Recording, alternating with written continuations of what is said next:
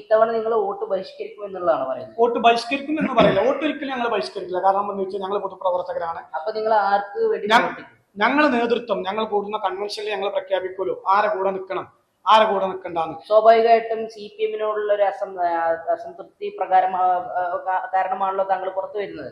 അപ്പൊ സ്വാഭാവികമായിട്ട് നിങ്ങൾ UDF-ന് വേണ്ടി വർക്ക് ചെയ്യേണ്ടി വരില്ലേ? അല്ല, ഞങ്ങളുടെ രൂപീകരിക്കുന്ന ഞങ്ങളുടെ കൂട്ടായ്മ UDF-ന് പിന്തുണ കൊടുക്കണം എന്നാ പറയുന്നത് വെച്ചാൽ UDF-ന് പിന്തുണ കൊടുക്കും. അതങ്ങനെയാണല്ലോ.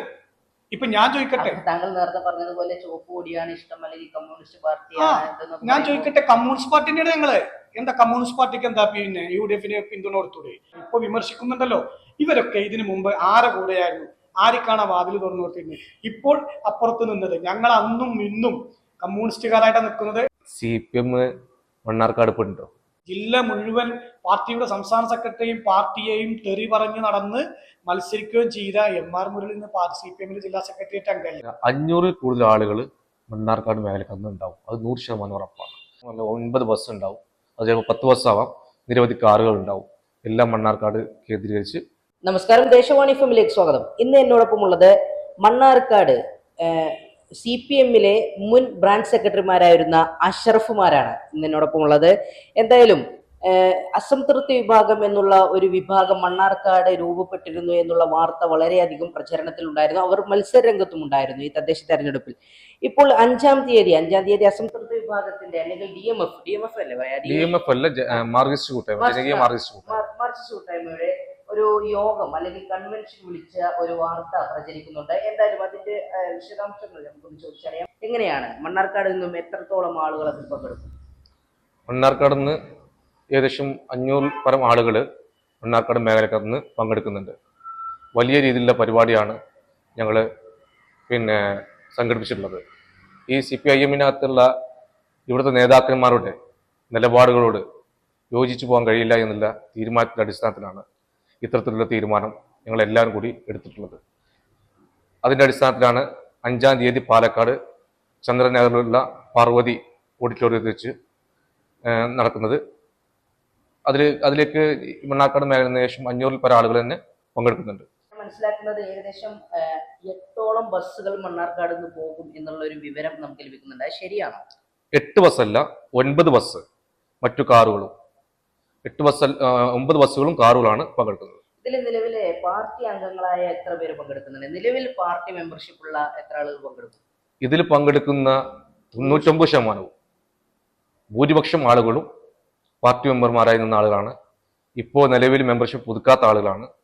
ഇവരുടെ കാഴ്ചപ്പാടുകളോട് യോജിക്കാൻ കഴിയാത്ത ആളുകളാണ് പരിപാടിക്കകത്ത് പങ്കെടുക്കുന്നത്. ഒരുപക്ഷെ പാർട്ടി അല്ലെങ്കിൽ CPM നേതൃത്വം ഇതിൽ നിന്ന് പിന്മാറാൻ ഈ ഒരു കൂട്ടായ്മയോട് പറയുകയാണെങ്കിൽ പിന്മാറാൻ സാധ്യതയുണ്ടോ? ഇനിയിപ്പോ അതിന്റെ സമയം എല്ലാം കഴിഞ്ഞു. ഇനിയിപ്പോ അത്തരത്തിലുള്ളൊരു ചർച്ചയിലേക്ക് ഒന്നിനും ഞങ്ങൾ തയ്യാറല്ല. ഇതിലിപ്പോ ഏറ്റവും കൂടുതൽ ഉറ്റുനോക്കുന്ന ഒരു സംഭവം മണ്ണാർക്കാട് നിന്നും PK ശശി പങ്കെടുക്കുമോ എന്നുള്ള ഒരു കാര്യമാണ് ഏറ്റവും കൂടുതൽ ചർച്ച ചെയ്യപ്പെടുന്നത്. അദ്ദേഹം പങ്കെടുക്കാനുള്ള ഒരു സാഹചര്യമുണ്ടോ? അദ്ദേഹം പങ്കെടുക്കണമെന്നാണ് ഞങ്ങൾ ആഗ്രഹിക്കുന്നത്. അദ്ദേഹം മാത്രമല്ല, ജില്ലക്കകത്തു നിന്നും CPM-ന് നേതൃത്വം കൊടുത്തിരുന്ന പല ആളുകളും ഈ കൺവെൻഷനിൽ പങ്കെടുക്കും. മണ്ണാർക്കാട് ഏരിയ കമ്മിറ്റിയിൽ ഉണ്ടായിരുന്ന നല്ല നേതാക്കൾ കുറേ ആളുകൾ, അതേപോലെ മുൻ ലോക്കൽ സെക്രട്ടറിമാർ, ലോക്കൽ കമ്മിറ്റി അംഗങ്ങൾ, മുൻ ബ്രാഞ്ച് സെക്രട്ടറിമാർ, പാർട്ടി മെമ്പർമാർ, മഹിളാ അംഗങ്ങൾ, DYFIയുടെ നേതൃത്വത്തിലിരുന്നവർ, SFIയുടെ നേതൃത്വത്തിൽ എന്നീ ആളുകളാണ് പങ്കെടുക്കുന്നത്. എല്ലാം നേതൃത്വത്തിൽ ഇരുന്നു കൊണ്ട് സംഘടനാ രംഗത്ത് പ്രവർത്തനം കാഴ്ചവെച്ച ആളുകളാണ്. ഇവരെ എല്ലാം കരിവേപ്പില പോലെ വലിച്ചെറിഞ്ഞു എന്നുള്ളതാണ് ചില നേട്ടങ്ങൾക്ക് വേണ്ടി, ചില പ്രമാണികൾക്ക് വേണ്ടിയിട്ട്.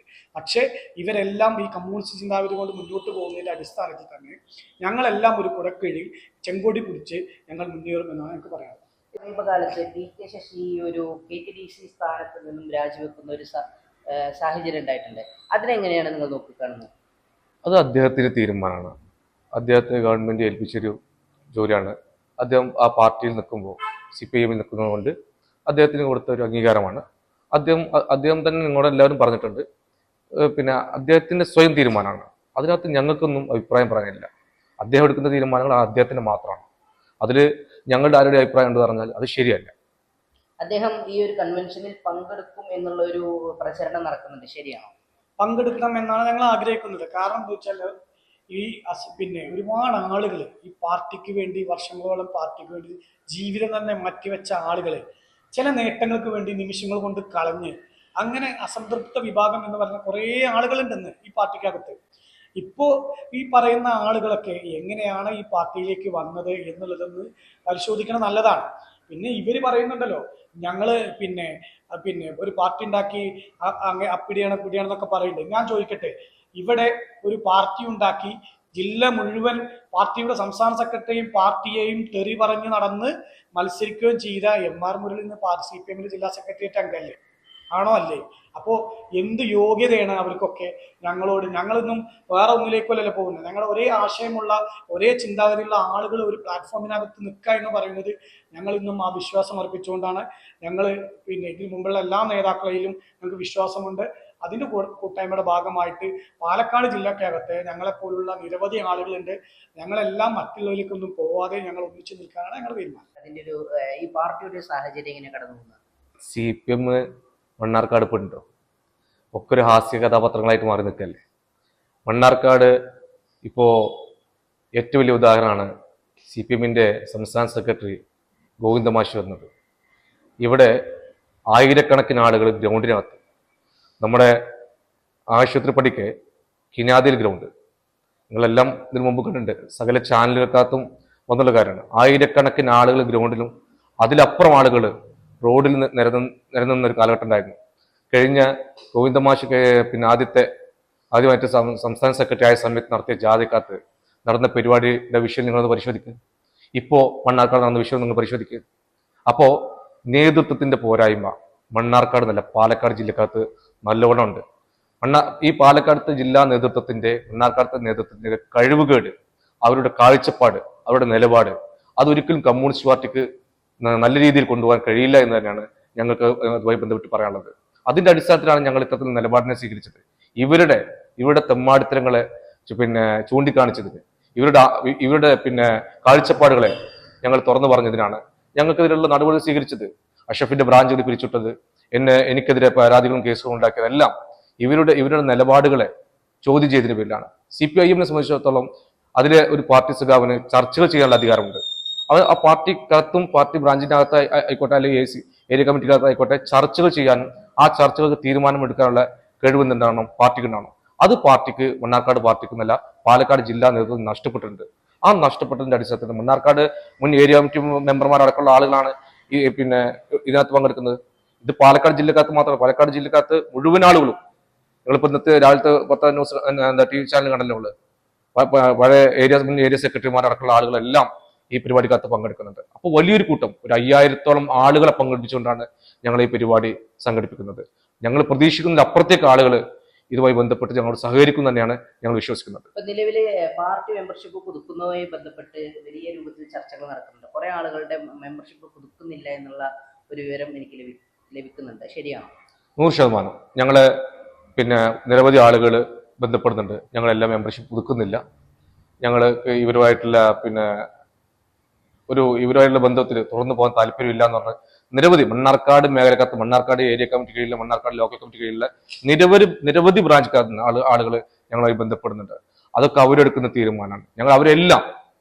അവരെല്ലാം ഇതുമായി ബന്ധപ്പെട്ട് ആരൊക്കെ ഇത്തരത്തിലുള്ള നിലപാട് സ്വീകരിക്കുന്നു അവരെല്ലാം ഞങ്ങൾ കൂട്ടിയോജിച്ചിട്ടുണ്ട്. ഒറ്റ പ്ലാറ്റ്ഫോമിലായിട്ട് പാലക്കാട് ഞങ്ങൾ നടത്താൻ പോകുന്ന പരിപാടിക്കകത്ത് ഉണ്ടാവും എന്നാണ് ഞങ്ങൾ വിശ്വസിക്കുന്നത്. പക്ഷെ ജാഥ എന്ന് വെച്ച് കഴിഞ്ഞാൽ ജില്ലാ സെക്രട്ടറി സ്റ്റേജിൽ നിന്ന് നോക്കുമ്പോൾ ആളില്ലല്ലോ.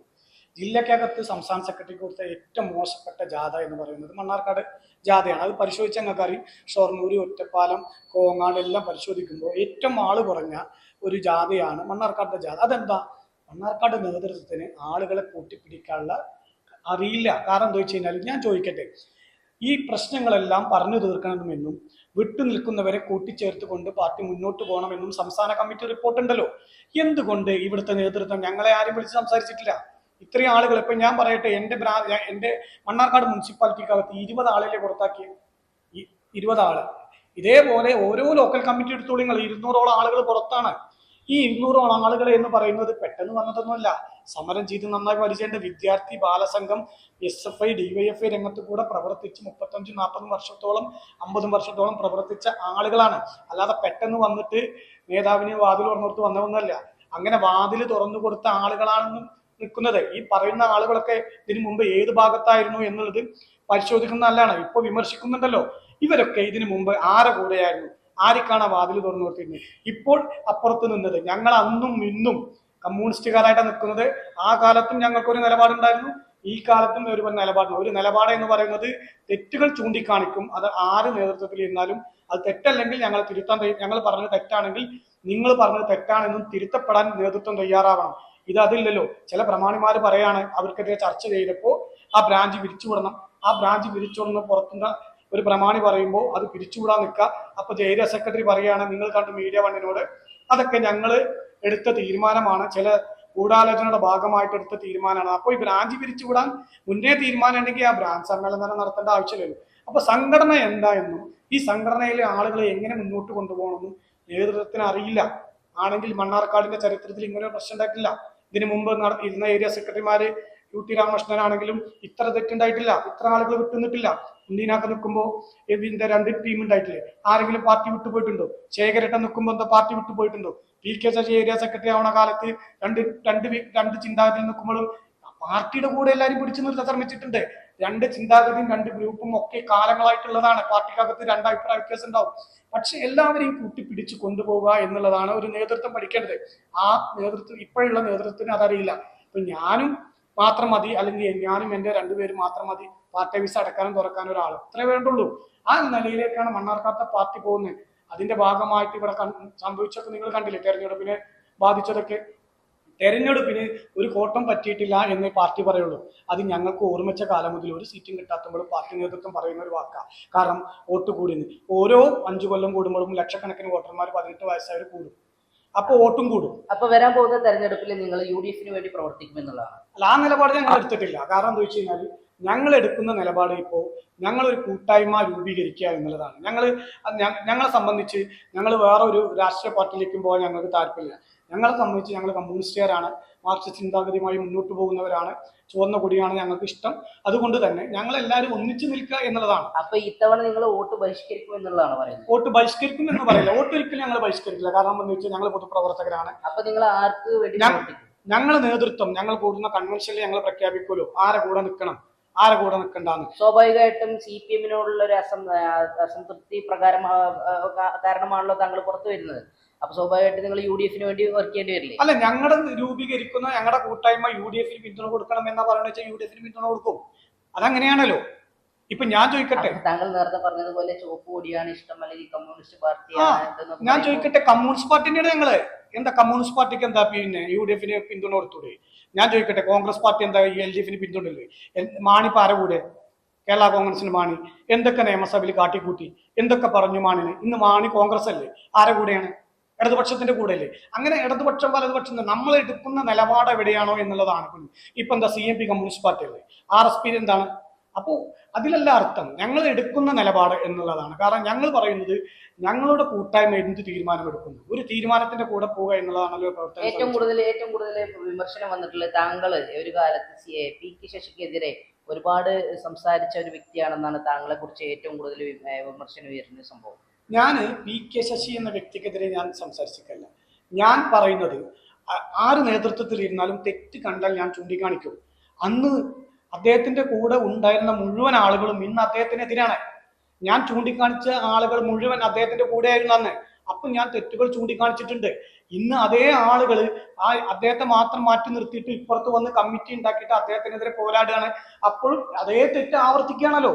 കള്ളന്മാര് മാറിയിട്ടില്ലല്ലോ. അന്നും ഇന്നും ആളുകൾ ഒന്ന് തന്നെയാണ്, ആ ഗ്രൂപ്പ് മാറിയെന്നല്ലേ ഉള്ളൂ. അപ്പോ തെറ്റുകൾക്കെതിരെയാണ് ഞാൻ. അല്ലാതെ ഞാൻ ആര് തെറ്റിയതാലും അതിന് PK ശശിയാണോ അല്ലെങ്കിൽ പിന്നെ UT രാമകൃഷ്ണനാണോ സുരേഷ് ബാബു എന്നല്ല. തെറ്റ് ചൂണ്ടിക്കാണിക്കുമ്പോൾ തെറ്റ് ചെയ്തിട്ടില്ലെങ്കിൽ തെറ്റ് ചെയ്തിട്ടില്ല എന്ന് പറയണം. തെറ്റാണെങ്കിൽ സ്വയം വിമർശനമാവണം. ഞങ്ങൾ ചെയ്തത് തെറ്റാണെന്ന് പറയണം. അതല്ലേ ഒരു കമ്മ്യൂണിസ്റ്റ്. മണ്ണാർക്കാട് നിന്ന് ഒരു 1000 ആളുകളെ പ്രതീക്ഷിക്കാം ഏരിയ കമ്മിറ്റിയുടെ കീഴിൽ. അല്ല, ഞങ്ങൾ 1000 ആൾ തന്നെ 500-ൽ കൂടുതൽ ആളുകൾ മണ്ണാർക്കാട് മേഖലയ്ക്ക് അന്ന് ഉണ്ടാവും. അത് 100% ഉറപ്പാണ്. അതിൽ കൂടുതൽ ആളുകൾ പങ്കെടുക്കണമെന്നാണ് ഞങ്ങൾ ആഗ്രഹിക്കുന്നത്. ഞങ്ങൾ പല ആളുകളും ഞങ്ങൾ എങ്ങോട്ട് തന്നെ ബന്ധപ്പെട്ടിട്ടുണ്ട്. ഞങ്ങൾ വരുന്നുണ്ട്, ഞങ്ങൾ സൗകര്യങ്ങൾ ചെയ്തു തരണമെന്ന് പറഞ്ഞു. ഞങ്ങൾ 9 ബസ് ഉണ്ടാവും. അത് ചിലപ്പോൾ 10 ബസ്സാവാം. നിരവധി കാറുകൾ ഉണ്ടാവും.